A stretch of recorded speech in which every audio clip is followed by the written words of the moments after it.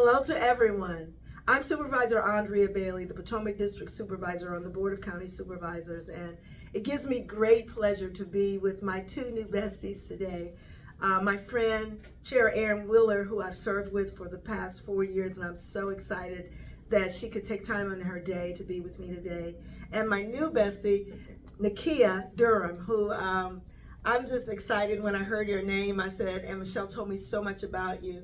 And I'm really grateful that you've taken some of your personal time to share with our other sisters and brothers during Breast Cancer Awareness Month. It's so very important. And so we're going to have a conversation. And thank you for just being very open and free with the conversation. So let's start off by saying welcome and give us, I'm going to start with Nikkia, if you don't mind, Madam Chair. Where are you from? Have you been in the area for a long time, and what brings you to a little place called Prince William County? Well, I'm actually from New Jersey. My husband and I, we went to high school together, and when we married, we decided that we wanted to make the Washington, D.C. area our home, and we wanted to raise our family. So we've been in this area now for about 15 years. Yeah, 2008. So we've been here for a few years now. We first moved to DC, and then we bought our house out here in Virginia. And you know, work. I'm in the government. Yes. I work with government. He's in the military. So you know, work is what brought us down here. But we just knew that this would be the area for us to raise our family. So yeah. As our new county exec says, this is the place to be. It is. It really is. I mean, Virginia, especially this part of Virginia, is just so rich with, just everything, just the diversity, the food, the education is just so much, for kids. Yes. I can't think of a better place to be to raise our kids. We're going to put you on the billboard. That's excellent. That's excellent. And Madam Chair? Yeah, well, I've been here, I've been out in Prince William County for over 20 years. In Virginia, starting in 1996, and my husband and I were in Chicago, and we decided to looked around the country, and said, where do we want to settle? And we decided the Virginia area was sort of a good middle of the road, had everything here, a lot going on, and it's worked out really well for us. So let me just say, I'm glad you decided to come. It has been an amazing journey serving with you, and I'm very grateful to call you friend. We have accomplished a great deal that we can be grateful for. Yes, absolutely, absolutely. And with that, accomplishing a lot, but also knowing that this is the place to live, work, and play. But one of the things that we have to do is good self-care. Yes. And I don't know about the two of you, but I'm not really good at that. We are women, and we look to the next thing that we need to get done for everybody.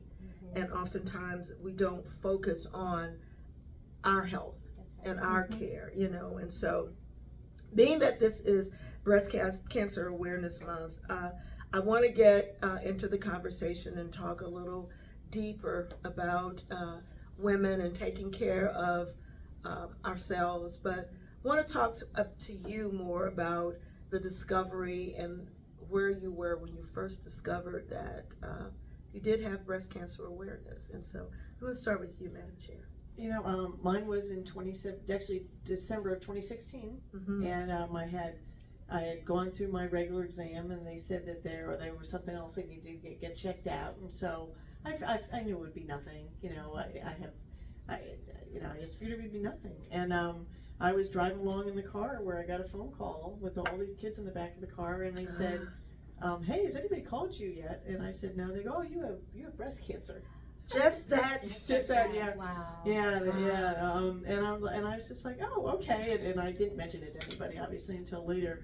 And that and it started off my journey. And mine has so far been okay. It's been quite a few years since January when I had my operation, and followed up with radiation. But this wasn't one of the things that was on my list of things to deal with in my lifetime. Yes. It just really wasn't. I just figured out they must have made a mistake. But yeah. Well, I have to say to you, you're very good at when there are very unexpected, somewhat detrimental things to come about. You do just what you did. You smile and you get through the day. And so I get kids in the back of the car, a moment that was not the greatest moment. No, but just sort of went Christmas shopping after that. And the funny story I say is, someone saw a coat for my mother-in-law, and it was kind of expensive. They said, "Oh, she'd love this." I go, "Let's get it." Life is short, That's right? Yes, yes. And just sort of puts it in perspective. Yes. And that's really what this has done for me. Put my life more in perspective. More in perspective. You know? Yeah, So. yeah. How about you, Nikkia? So, interesting enough, similar time of the year, so December of 22, so I'm still very actively in my journey and still in my fight, but December of 22, Recent. yeah, the week before Christmas, I was in the shower, and I wasn't necessarily doing an exam or anything, I was just in the shower, and I was kind of just subbing up, and I felt a lump, and I said, like that's weird, that's new, it hadn't been there, but I said, it's Christmas, I'm not going to deal with this now, I will figure it out in January, because I just didn't want, and I didn't necessarily think it was cancer, but I didn't want to not think it was cancer, but I just said, it's Christmas. It's Christmas. I'm just going to let Christmas, we're going to get through Christmas, and I'll deal with it in January. So I did make an appointment, to see my primary care provider in January, but when the day came, a very close friend lost a relative, and that the funeral was on the day of my initial appointment. So I had to call the doctor and reschedule an appointment. Well, they couldn't see me until the end of January. So I went through all of January, kind of like, okay, what's going on? Yeah, what's going to happen? Yeah. Yes. And so, by the grace of God, I do have a sister-in-law that works in the field.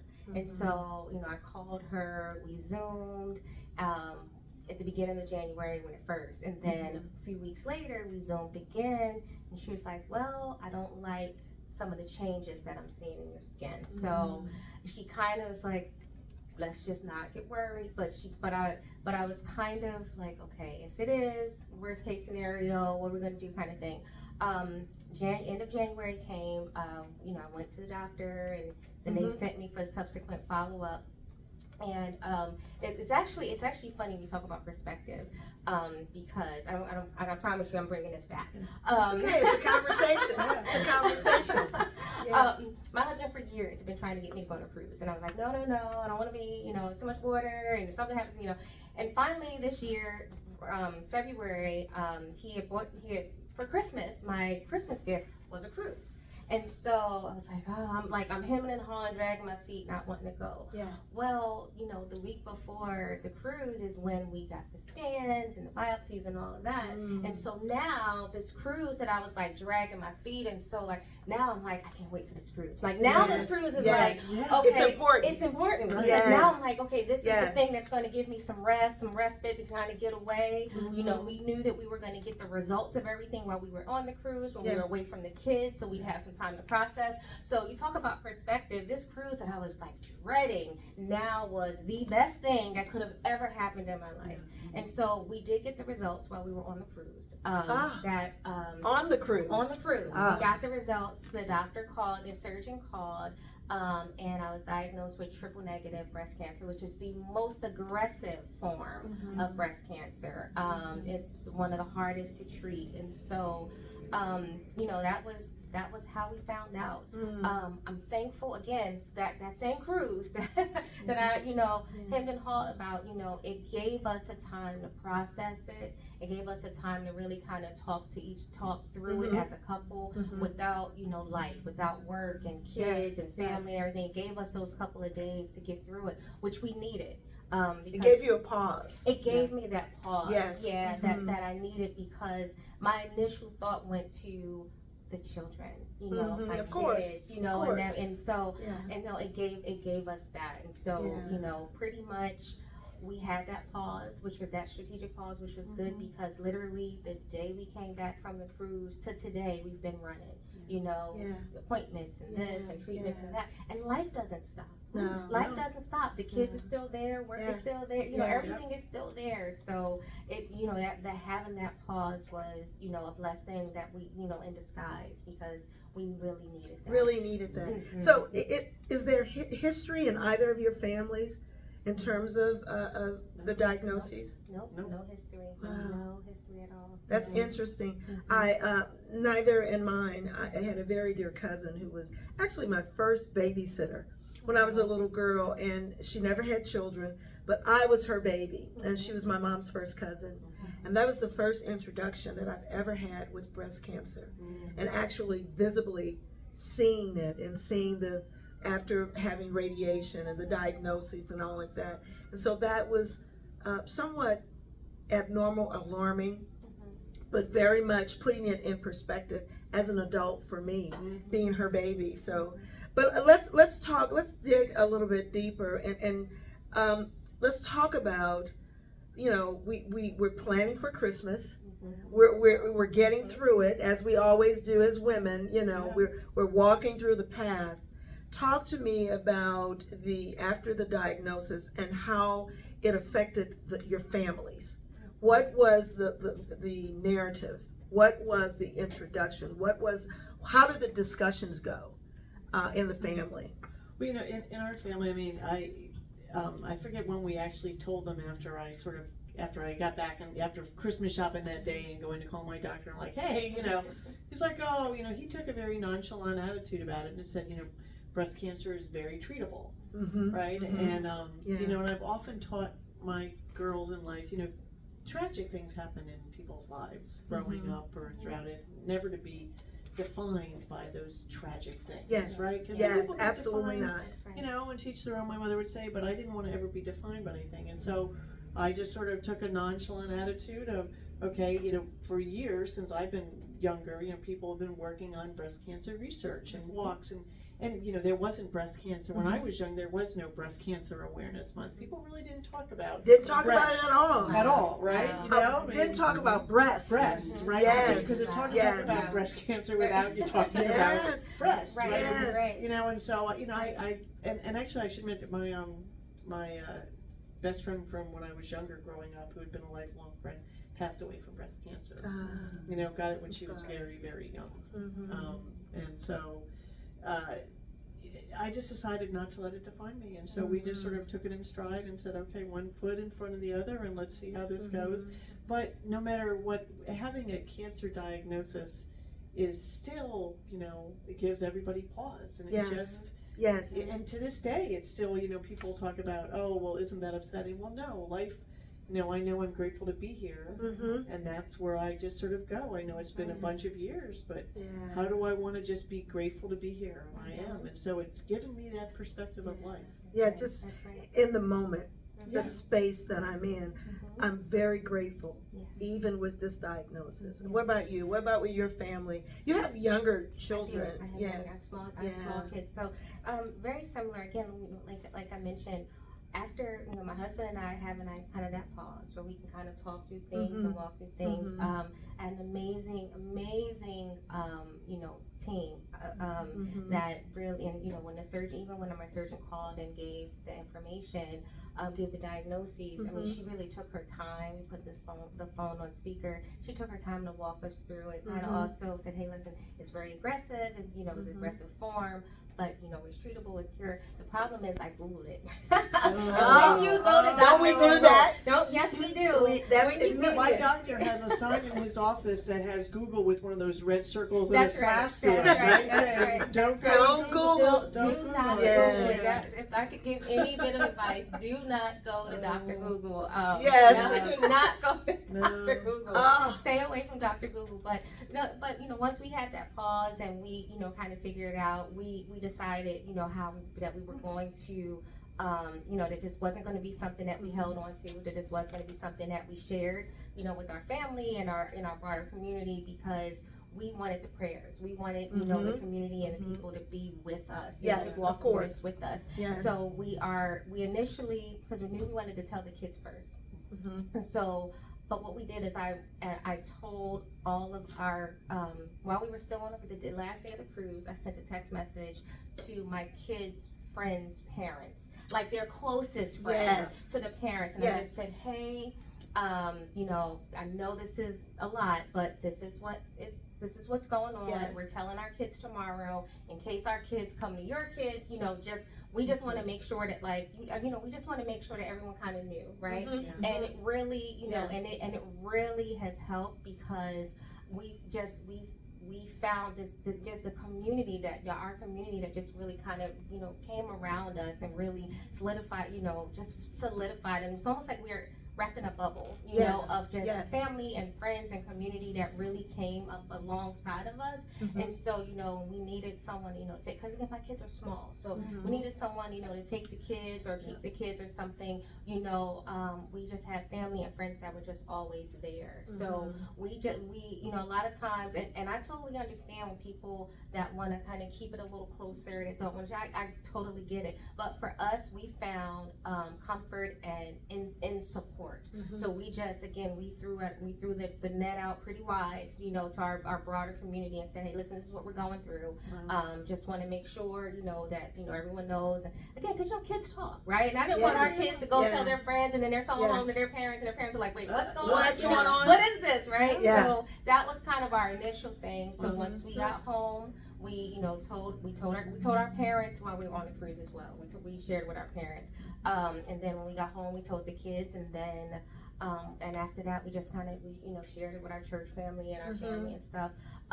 But kind of like you, we chose to be positive about it. We found it. We found it early enough. It had not metastasized. Yes. Too far. It spread a bit, but not too much. We chose to kind of be on the positive side, and I think because we chose, to be positive and walk in faith, and to not get too nervous or scared. I believe the children responded the same way, because I think your kids are they're gonna respond how Follow you your lead. respond. Yeah, They're gonna follow your yeah, lead. yeah. So if you're nervous and skittish and life is over and doomsday mentality, then they're gonna have that. But I think if you're like, listen, this is where we are, this is our current norm. It's not gonna be the forever norm, but this is our current norm, Yes. and we just have to go by day, and I believe that that's how the kids will react. Yeah. And our kids have reacted that way. They know what's going on. They know some days that mommy can't get out of bed, and on those days they'll just come and lay in bed with me, Yeah. or something like that. But they've been very positive the whole time, and I believe that's because my husband and I chose to kind of take that approach. with Yeah. it. Mhm. How old are they? So my children are 8 and 12. Oh, Yeah, but they were Very 8 and young. 11 at the time. At the yeah. time, yeah, Mhm. yeah. Yeah. so it's so important, and I really admire and respect how you said you just kind of brought people in, and from a positive aspect Mhm. of that. Talk to me more, go a little bit deeper in terms of, from a positivity standpoint, how you handled you in that. You did the platform for the family and for the friends. You did the pause, but how did you become positive with the diagnoses and the treatment for you? Because that's very key. I always believe everything happens for a reason. Mhm. And so I have tried to take my experience and sort of just share it, not widely, but share it with other people. Mhm. One of my sister-in-laws, right after that, had a diagnosis. And I really believe that because of my sort of, not I want to say nonchalance, but because of my positive effect, she just sort of, it could have gone another way. Yeah. She just sort of walked through it and didn't really dwell on it, and last year when I was getting an exam and going through, I spoke to a woman who had just been where I had been that many years before, and told her my experience, right? My experience, strength and hope, right? And that's sort of what it is. It's about how do you share that hope that That's right. this can be okay, and it's not, it's not the death sentence that it used to be, Yeah. so many years ago. And so, from that moment, I will say there was only one time when I was doing volunteer work, and I'm like, well, I'm going through some radiation, and I'm a little tired. They're like, oh no, you're fine, just keep going. just keep going, right? Yeah. Which is, I was like, okay, Yeah. I actually tried to play that I can't do this card, and it didn't work. Yeah. So, I'm like, Yeah. I guess I was a little too nonchalant. Come on, people, I have breast cancer. I can't. Yeah. No, keep going. Can't do that. No, they're like, you're fine. It was just funny. I mean, but it really all is about attitude.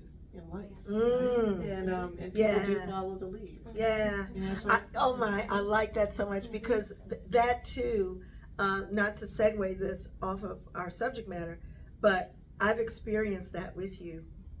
And it's been very refreshing. Sometimes annoying because I do want the pretty kitty kind of pat thing. And like, yeah, just keep going.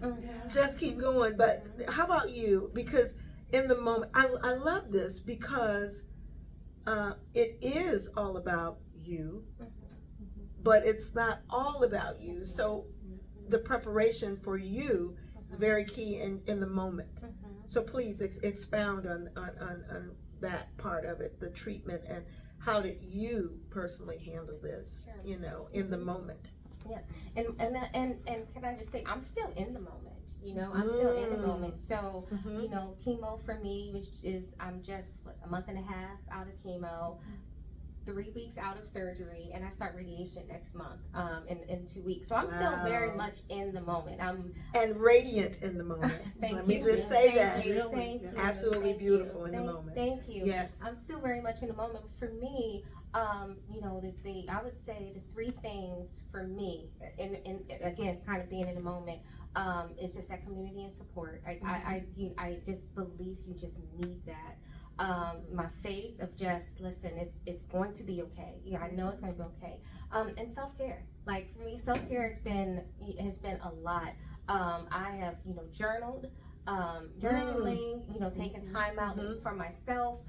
Just, you know, again, I have small kids and a husband, so, you know, I've done just like a weekend getaway, you know, and different things. And so just self-care, I believe, is just so important to just kind of center and bring yourself back. Like, okay, this is the moment that I am. This is the reality. This is my reality right now. This is my portion in this season. So I'm just going to deal with it and just keep going and deal with it. But I believe that you have to. We can't pretend that it doesn't exist because it does. Yeah. But I believe that you just have to say, okay, this is my reality. I can't control anything outside of me. I can't control that it's happened, but I can control how I respond to it. How you respond to it. And that's what Ann was saying as well. And I just truly believe that is everything, and just kind of having that self-care, you know, just really taking those moments for yourself, even if it's just a walk, even if it's just a walk around your neighborhood, for you to just center and say, okay, this is today. I'm taking this one day at a time, and I'll deal with tomorrow, you know? So for me, again, kind of being in the moment, that's the way I'm dealing with it. You know, I start radiation, like I said, on the 13th. So in about 2 weeks from today, I have no idea what to expect. But I said, I'm not gonna worry about it. I'll deal with radiation when I get there. When we get there, I've done the research. I found the doctors and all those things. You know, you control what you can, and I believe that you have to leave the rest and not worry about it. Like, I don't know what the symptoms or the side effects are going to be, but I'll deal with them when they come, just like I did with the chemo and everything else. So for me, it's just, I guess we have a very similar, you know, kind of take on things. It's just really doing those things one day at a time. Like I said, controlling the things you can, and then not worrying about the things that you can't. That is so very, very important. It goes also to what Ann was saying about the whole attitude about it. Yes. The whole attitude about it. And it's not easy. It's not. It's not easy, but it is what you bring to the table for yourself in the moment. And I do believe that the attitudes that I have in myself and in the world help my body heal. Yes. Let's go there. Let's go there. Absolutely. This is a healing thing. Yes. So if I'm positive and I'm not fretful or down, I mean, I have better things flowing through my system. Yes. Right? And so it helps with the healing. Yeah. I want to talk about the healing also, Ann, because we oftentimes attend similar activities together where there are meals. And sometimes, when we're on the dais together as colleagues, we have food prepared for us. And I notice, Nikkia, with Ann always takes the good stuff. She eats the green stuff. Every now and then she'll have a cookie, but not as much as me. And so, please talk to us about that healing process and the changes. You're in the moment right now. You're in it. Changes that you have to go through, but talk to us about the changes that you're going through in the healing moment, and then, and I want you to talk about the healing moment and how you've sustained that, because I think that's very key. So right now you're in the midst of it. What are the changes in healing that you know you have to do to take care of yourself, to prepare yourself for the next steps? Yeah. What have you done? So I started really trying to watch some of the things that I ate and such, and it is very important in eating and exercising. Again, kind of being in the moment. Eating and exercise. It's so important. Yeah, it is. You know, but being in the moment, it's you logically know those are the things that you need to do, but being in the moment is kind of hard because sometimes the symptoms and side effects, and it's not even the cancer, sometimes the symptoms and the side effects from the treatments, you know, prevent you from, because like for instance, when you're going through chemo, you don't have a taste for everything, right? So you kind of have to eat what you can, right? You know, and so and then sometimes you're a little too fatigued to, you know, to exercise and stuff. So the things that I know to do, you know, are to eat better. So, but again, when I'm feeling good and I'm feeling strong, you know, just eating better, eating more greens, eating more fruit, you know, doing more exercises is so important. You know, for me, fighting the fatigue. For me, one of the biggest things in this time has been the fatigue. And, you know, and just, fighting against that fatigue, trying to, you know, take a walk or maybe, you know, just take a walk or something like that, you know. It's very important. It's very, very important. But I would say actual changes would be really hard for me to speak to, because again, going with the day by day, I really have to go with what my body says. You know, there are days where, you know, when I was, you know, in chemo, all I could keep down was bread. And I mean, nobody wants to eat bread all day, but that was really all I could, you know, to do. So, you know, it's hard in the moment. But I will say, I believe setting goals is important. Because, so for my husband and I, we have a goal in place that when I'm done with my treatment, and I know for people outside of the area may not, but for when we're done our treatment, we want to be able to ride our bikes from our house to Aquapon, which is, you know, just down the road. Like, so for us, it's about a 15-mile, you know, about 15-mile bike ride. But that's a goal that I want that we've set for 2024, because you know, I'll be done my treatments. It's something to put our minds to. If we don't make it the whole way, if we make it halfway there, that's still 7 miles that I rode on the bike. You know what I mean? So it's like, it's a goal, you know. So I do believe setting goals are important, because it keeps your body fighting. You know, there are things that we've put in place for, you know, for 24 and 25 that 2024 and 2000, you know, the years as a family, and that's what that we want to do. And so for me right now, you know, making life changes right now is difficult, because again, I have to go day by day how my body feels. But it's the goal setting. It's the goal setting, so that when I am past and when I am out of the moment, and when I can say, okay, the moment is behind me, now we can look forward to what those goals are, and you know, and move forward for that. So for me, that's kind of how I'm doing it more. So it's not coming down too hard on myself, like, you know, oh, I wanted that chocolate bar, but you know what, I've been through 6 months of chemo. I can have the chocolate bar. You know, but knowing that at the end of this, when this is done, we have these goals in place, and we're going to do everything we can in our power to make it. So that's the hope that Ann was saying. So Ann, what would you offer to Nikkia as she's going through the journey about the healing process, as to where you are now to sustain it? You know, and it is a sort of a mortality issue, right? And realizing that I didn't treat my body as well as I perhaps could have, even nothing to do with cancer, that I wasn't, you know, not the healthiest, and I didn't. And so I do try to, it doesn't mean I don't eat things that I enjoy, but everything in moderation, right? And am I willing to give my body some of the good things that it, you know, that it needs to sort of have longevity? Because the last thing I want to do is be old and not have a body that works. So it's not even so much about breast cancer, it's about aging, and am I going to take care of myself? And I will say, I mean, you know, if there's one thing I failed on, you know, they say that stress isn't good. Yes. Yes. Oh, yes. What's stress, Ann? Yeah, you know, stress. So it's been a few stressful years, but you know, that's okay. I mean, at least I recognize it, and I can laugh about it. And you you know, it's really just about saying, okay, I need to do the things. I mean, no one's going to take care of me. No one's going to tell me to eat right. And I actually do enjoy the healthy things now.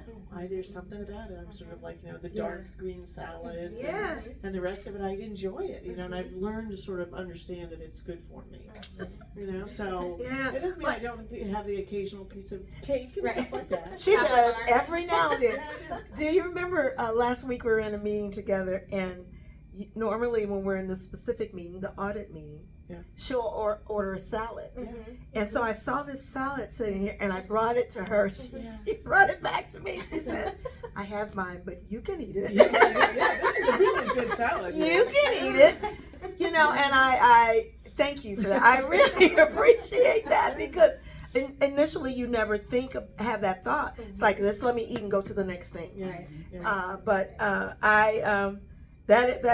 But you know what I'm so enamored about in this moment, in this very moment, is the positivity at this table. You know, that's so key for us as women with the stresses that we carry. It's so very important, no matter who you are or what you're doing or what your responsibilities are. It's very important that we do have hope, that we do think positively, because the mental piece is very important as well. And so I'm going to end with two questions, but the first will be, one of the things that, as Ann mentioned earlier, we never talked about in the past, maybe more in your generation than ours, is we never talked about breasts. That was a no-no. That's you know, we just don't talk about that. But one of the things that has been revolutionary in our world, in our feminine world, is breast cancer examinations and how important that is. And I haven't been the best in the past 4 years. I mean, true confession. But that is so very essential. And just having the knowledge base of that. And so give your recommendations, your personal recommendation of that. And then we'll end with the last question. But please offer your last recommendations in that regard. You know, life is about timing and getting things sooner rather than later, right? Especially with things like breast cancer. And so it is really important to get it sooner. I mean, I got it it wasn't stage 0. People find stage 0 cancer. Mine was stage 1, you know, about as large as maybe a marble, you know, so it was there, and developed over that last year. But if I hadn't gone, it just would have got, you know, it does have the ability. And I think, you know, with health insurance nowadays, they pay for it, it's scheduled. Yes. You know, this is the one thing I can do as a woman, is go to my yearly OBGYN and breast cancer mammogram. Yes. This prevents, this saves lives. Yes. It really does. Early detection saves lives. And so I just always make a point of doing it. You know, even though I don't like either of those, I make a point of doing it. Yeah, we don't like those. Yeah, but it's really important. And am I willing to, do I care enough about myself to go make that appointment and make time? Right? And today I do. And I, you know, and I always had, and I was glad that I was on a regular schedule. What an example and legacy to leave for your daughters. You know, they'll have that stuck in their brains. What about you? For me, I think twofold. I think it's very important to keep our appointments, to make our appointments and to go to them, but to also do those checks themselves. Because for me and in my situation at my age, there's the regular mammograms aren't they're not mandatory yet, or they're not recommended yet. And so one thing, you know, with breast cancer, especially with the triple negative diagnoses, it's hitting women younger and younger. And so particularly African American women. African American women, absolutely. And so what happens is, you know, because mammograms aren't recommended until I think the age is 45, maybe. I think, you know, there are women who may be walking around with stage 3 or 4, you know, 2, 3, 4, you know, not knowing. And so we definitely need to have, you know, keep our doctor's appointments and such. But I also recommend for women, and don't wait until you're 40 or 45. Start as early as 25, you know, 30. Do those self-examinations in the shower when you're in bed or something, you know, have your husband or whatever however it works in your life. And when something doesn't feel right, get it checked out. Don't ignore it, because had I ignored that, little thing, like, oh, this feels weird, had I ignored it, who knows what could have happened? It could have spread. It could have Metastasized. I still can't pronounce that Big word, hard to Big word, pronounce. that's right. Yes. Your mind can just go so many ways on what could have happened had I decided to just, it's nothing. So I would say, again, if something doesn't feel right or something's new, get it checked out, and to do those self-examinations, because it's very important. Very important. And let me just offer to you, we don't even want to know how to pronounce metastasize. That's right. That's right. We don't.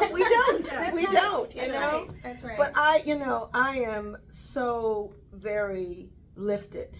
I'm so very elevated in this conversation, because one of the things when I talk to staff about inviting both of you, we wanted to give two different perspectives, generationally also. It's so very important that we have the conversation about breast cancer, but also the generational conversations. Because again, going back to what Ann said, and you as well, when you inferred, there is hope. There is No matter what, there is absolutely hope. And so, any parting words that you'd like to leave for the audience before we close out? Because I'm so very lifted and elevated by having you here. It gives me hope, because I am in a position in an environment in my job that it is extremely stressful.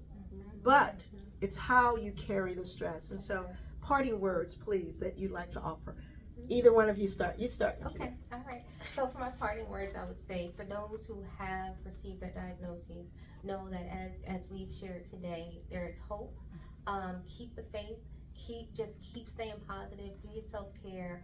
And just know that it's not the death sentence that it once was. Women are living every day, and they're living for years and years and years after the diagnosis. So get you a good medical team. Follow the doctor's instructions and live your life. Live your life to the best you can. And to the women who have not received the diagnoses, good. Yes, Congratulations. yes. But again, please do those self-examinations. If it doesn't feel right, go to your doctor. And for those that are in the age where there are the recommended mammograms, get your mammograms. Go to the doctor, let them do if they're not comfortable, it's not the best thing in the world. Sometimes we forget. I remember a few years ago, someone gave me the advice of schedule them around your birthday. So if you know around your birthday, you have these doctor's appointments every single year around your birthday, you'll never forget. And just get it done. Self-care is everything, and we need to do that as women. Yeah, we started out with that word, self-care. That's right. And You took the words right out of my mouth, that having breast cancer today is not a death sentence. Yes, It really isn't. It's very, there are so many advancements, and people, and for those who don't have that diagnosis, not necessarily treating your girlfriends who have it like it's a death sentence, right? We That's right. recently have another close friend who has breast cancer, and so she's taking a very positive attitude, and having the awareness that there's just been so many advancements, but that people need to go get tested and the self-care, and we need to care enough about ourselves, and even going through it to ask questions that we don't understand. Ask for what we need or what we want. Even it's sometimes for women, I think it's really hard to ask. To ask for absolutely. help. Like, asking for the help of your community. I ask for the help of my family and things like that. Don't go through it alone. We don't have to go through this alone. And I'm sure there are other women who are, you can share it with, who don't have to go through it alone. And so, it doesn't have to be the most horrible, life-defining thing that ever was. And I'm grateful for that. Well, you both are living examples that it doesn't have to be the most horrible thing, because of the positivity that exudes from both of you. It really is a blessing. And I want to thank you for trusting me enough to have this conversation, because it says that I am in good space and in like-mindedness with sisters that want to give more information and care. Well, thank you for sharing this. So this is important for people to support. see, right? And giving a platform for that. Absolutely, Thank you so absolutely. Will you continue with me as we go in the future with this? I need you to continue with me. Well, to our audience, not just the Potomac District, because I know this will go elsewhere, but I'm so grateful for these two women. Their aura exudes hope and positivity and life, and life more abundantly. And so we're very grateful that we have them in our community to help us. I certainly need their encouragement and their help in the self-care piece. So thank you so much for just joining us today, and thank you for entrusting your time to us to have this very, very important conversation. And I am your supervisor in the Potomac District, along with your chair, Madam Chair Ann Wheeler, and your advocate. I'm going to call you an advocate, That's right. Nikkia Durham, who is here for our sisters here in the community, as well as our brothers. We haven't forgotten you, because breast cancer also can affect you, and we care about you. So with all that said and done, we give you hope, we give you positivity, and we will see you in the neighborhood.